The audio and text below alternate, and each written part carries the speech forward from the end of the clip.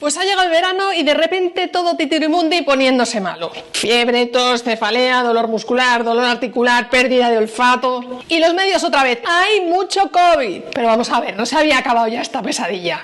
No habíamos quedado en que se había gripalizado y que esto ya se había convertido en algo estacional. ¿Qué pinta en junio? ¿No se habían vacunado ya todos? De verdad, qué aburrición, no puedo más con este tema. Pues sí, parece que vuelve a haber mucho COVID y asistimos en este manicomio en el que vivimos a dos actitudes completamente contrapuestas y muy curiosas. La primera, la de los que ven mucho la tele. En cuanto tienen medio moco, se van corriendo a la farmacia a comprarse un test, a dejarse los dineritos para saber si lo tienen o no. Y todavía no se han dado cuenta de que da absolutamente igual el resultado, que el tratamiento es el mismo. Y les dicen, hala majo, paracetamol, agüita y a tu casa. Porque claro, ya no les regalan aquellas famosas bajaciones que con un positivo se estaban en casa un montón de días con el 100% del sueldo. Ese cuento ya se ha terminado. Así que ahora hacen como que es muy normal y aquello no pasó nunca. Luego están los que no se alarman, los que no se hacen test, los que no se aíslan, los que no necesitan ir al médico para nada y que con mayor o menor acierto autogestionan su propia salud. Por ejemplo, yo misma el fin de semana pasado estuve enferma y resolví el cuadro clínico completo en 24 horas clavadas. Aunque lamentablemente la enorme mayoría de la gente todavía está pillada en la absurda narrativa mainstream, parece que cada vez va habiendo más personas con dos dedos de frente, aunque hayan necesitado 4 años para darse cuenta de que paralizar un país entero por un catarro nunca tuvo sentido. Hoy vengo a compartir con todos vosotros cómo lo entiendo yo, ya que tuve la enorme fortuna de verlo muy clarito desde el minuto cero, y el tiempo lo único que ha hecho ha sido confirmar todas mis sospechas. Verlo tan claro desde el principio me permitió vivirlo sin ningún miedo, pero no os engaño, con una enorme impotencia, rabia y vergüenza ajena. Llevo 4 años trabajándome estas emociones que me provoca este tema y cada vez lo llevo un poco mejor. Pero como me duele tanto, si os parece, ya que en este vídeo de hoy lo dejamos finiquitado, lo aclaramos todo y ya nos pasamos a otros temas que son mucho más interesantes. La primera premisa de la que necesariamente hay que partir cuando nos ponemos a hablar de la trama COVID y de la que afortunadamente yo ya sabía antes de que empezase toda esta feria en 2020, es que el objetivo de los gobiernos y de las organizaciones supranacionales, que son las que verdaderamente mandan en la sombra, es la implantación de una nueva forma de vida en Occidente. Una especie de sistema como neofeudal, en el que los ricos sean los políticos y los que les hacen la pelota y el resto de la gente sean pobres como ratas. A este objetivo, que tienen clarísimo, lo llaman la agenda y por lo visto se han propuesto como fecha límite el 2030. Evidentemente a la población se lo venden con algo chachi guay, happy flower, con un esfínter de colorines que da vueltecitas, con 17 objetivos de desarrollo sostenible que lo único que son es completamente lo contrario de lo que verdaderamente quieren hacer. Y si esto que te estoy contando no te lo crees o te parece una mamarrachada, ya puedes dejar de seguir viendo el vídeo.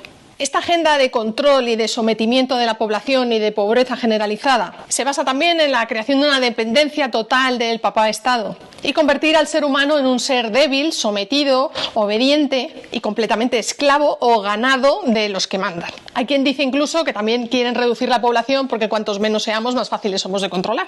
Para la implementación progresiva de esta agenda, los gobernantes van introduciendo limitaciones en los derechos y en las libertades de la ciudadanía, pero de una manera muy sutil, muy sibilina, casi imperceptible para la gran mayoría anestesiada. Y habitualmente de una manera gradual para que ciertas medidas que inicialmente hubiesen sido completamente inadmisibles, pues terminen por ser aceptadas e incluso aplaudidas por la población. Los métodos de manipulación de la población para la aplicación de la agenda son al final un enorme truco de ilusionismo que emplea el control férreo de las opiniones disonantes y de las críticas, de modo que cualquiera que vea el truco y comparta con todos en qué consiste, automáticamente es señalado y apartado. Negacionista, terraplanista, irresponsable, ignorante, y en cierto modo es lógico porque pone en peligro el éxito de la operación que tantos años les ha costado preparar. Con el objetivo de implantar esta agenda de sometimiento y de control de la población, que al final a lo que se supone que nos tiene que conducir es a un cambio de modelo social y económico. Los gobiernos, gracias a unos estudios muy profundos por parte de los ingenieros sociales que trabajan para las agencias de inteligencia, emplean técnicas de manipulación del cerebro de las masas que están estudiadísimas. Técnicas como el martirio chino, la gota china o esa turra constante de narrativas completamente absurdas pero que te repiten constantemente hasta que te las creas. La ventana de Overton, con la que poco a poco vas aceptando cosas que inicialmente jamás te hubieses planteado.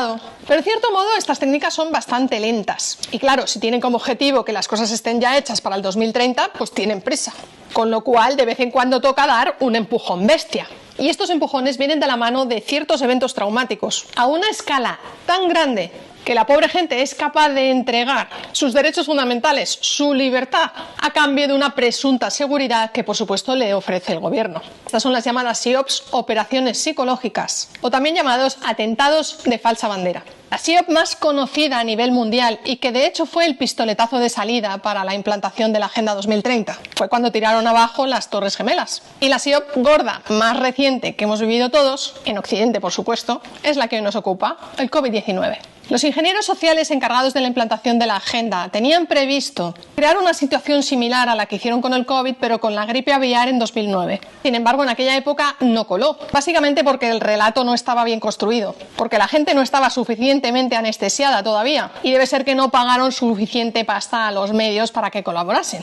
Con lo cual aquello quedó en agua de borrajas. Pero para cuando llegó 2020 ya lo tenían mucho más preparado. El relato estaba mucho más currado que antes y la gente ya estaba muchísimo más adoctrinada por los medios. Cuando llegó 2020 yo ya era una pro de averiguar estas cosas. Todas las SIOP o eventos de falsa bandera tienen dos componentes, una parte que es real y otra que no lo es. Ninguna de ellas tiene todo falso ni todo verdadero. Siempre se produce la combinación de esos dos factores. Además de que está completamente previsto porque sirve precisamente para crear una confusión tal para que incluso los más escépticos no sean capaces de distinguir entre sí lo que es y no real. Y lo que es común también en todas ellas es que se busca un control basado en un terror a un enemigo que es invisible y es incontrolable.